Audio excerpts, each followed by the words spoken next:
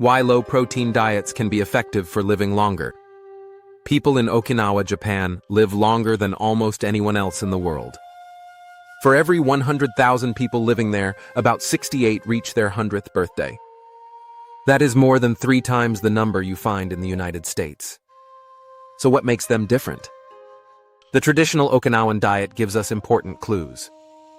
The people there get only 9% of their calories from protein. They get a huge 85% from carbohydrates. Their protein to carbohydrate ratio is about 1 to 10. Most of their food comes from purple and orange sweet potatoes.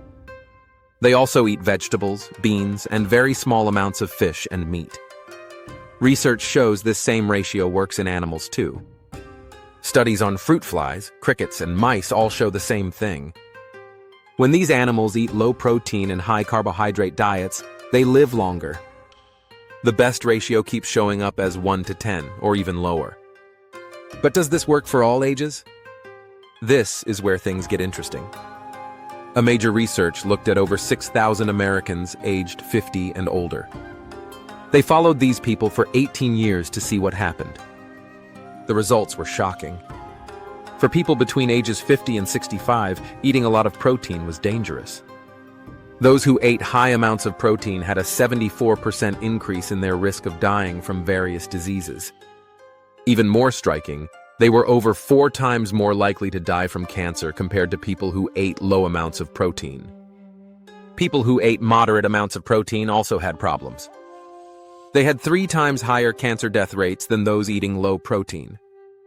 For every 10-point increase in a growth hormone called IGF-1, the risk of cancer death went up by 9% in the high-protein group. This hormone increases when you eat more protein, especially animal protein. The research showed that animal protein was the main problem. When scientists looked at where the protein came from, they found that animal protein caused most of the increased death risk. Plant protein did not have the same dangerous effects. But something surprising happens after age 65. Once people reached 66 years old, the effects completely flipped. Older people who ate more protein actually lived longer. Those eating high protein had a 28% lower risk of dying. They also had a 60% reduction in cancer deaths compared to those eating low protein. Why does protein restriction help you live longer when you are younger? Your body has several pathways that control aging. 2 important ones are called mTOR and IGF-1. When you eat a lot of protein, especially animal protein, these pathways get turned on. This makes your cells grow and divide faster. While this sounds good, it actually speeds up aging and increases cancer risk. Low-protein diets do the opposite. They turn down these growth pathways. This gives your cells time to repair damage and clean out old, damaged parts. This process is called autophagy. Think of it like taking out the trash in your cells.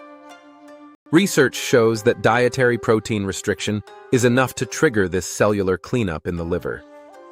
When scientists blocked this cleanup process in mice, the benefits of low-protein diets disappeared. This proves that autophagy is a key reason why low protein helps you live longer. Another important player is a hormone called FGF21. This hormone comes from your liver when you eat less protein. Research shows that mice without this hormone cannot get any benefits from eating less protein. But mice with normal FGF21 that eat low-protein diets show amazing changes. They live longer. They have less body fat. They have better blood sugar control. Their bodies burn more energy. They stay healthier as they age. For every change that helps mice live longer on low protein, you need FGF21 to make it happen. Low-protein diets also change another type of amino acid in your blood. These are called branched-chain amino acids, or BCAAs. These include leucine, isoleucine, and valine. When you eat less protein, your blood levels of BCAAs go down by significant amounts. High levels of BCAAs can cause problems as you age. They activate mTOR, which speeds up aging. They can lead to insulin resistance. They can cause inflammation in fat tissue. When BCAA levels stay high, cells age faster and work less well. Research on very long-lived people in Germany found something fascinating. These people who lived into their 90s and past 100 had rare gene changes. 3 of these genes work on the mTOR pathway. The changes seem to naturally turn down this pathway just enough. Not too much, but just the right amount. This suggests that having a slightly lower mTOR activity throughout life helps you live longer. Sweet potatoes played a huge role in Okinawan longevity. The purple sweet potato they eat contains 150% more antioxidants than blueberries. It is loaded with vitamins A, C, and E. It has iron, fiber, manganese, copper, and potassium. This powerful combination fights inflammation and protects cells from damage. The whole traditional Okinawan diet works as medicine. It is 90% whole plant foods. Less than 1% is fish. Less than 1% is meat. Less than 1% is dairy and eggs. This diet is highly anti-inflammatory and packed with antioxidants. People eating this traditional way have 6 to 12 times fewer heart disease deaths than Americans. They have 2 to 3 times fewer colon cancer deaths. They have 7 times fewer prostate cancer deaths. They have 5.5 times lower risk of dying from breast cancer. Scientists fed mice either high-protein diets at 18% or low-protein diets at 4 to 7% of calories. Then they gave both groups cancer cells. In the high-protein group, 100% of mice developed tumors. In the low-protein group, only 80 to 90% developed tumors. The tumors that did grow were much smaller. At the end of the experiment, tumors in the high-protein group were 78% larger. The mice on low protein had 35% lower IGF-1 levels. When scientists tested mice that could not make IGF-1 at all, these mice were strongly protected from cancer. Their tumors grew much slower than normal mice, proving that IGF-1 drives cancer growth. Now here comes the important part about older adults. After age 65, your body changes. You start losing weight naturally, about 0.5% per year. Your muscle mass starts dropping. This is called sarcopenia. Your gut may not absorb protein as well as it used to.